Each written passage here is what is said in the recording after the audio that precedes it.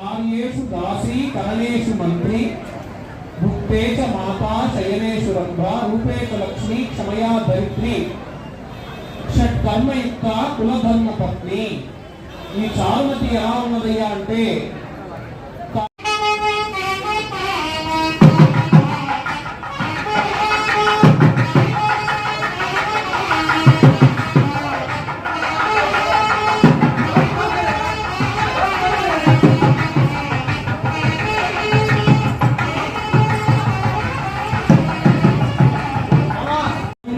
విష్ణు పదధ్యానం.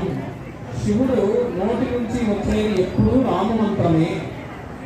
అలాగే శివుడి మనస్సులో ఉన్నది విష్ణు తత్వమే. శివుడి నెత్తి మీద పెట్టుకున్నది ఆ యొక్క కేశవుడు.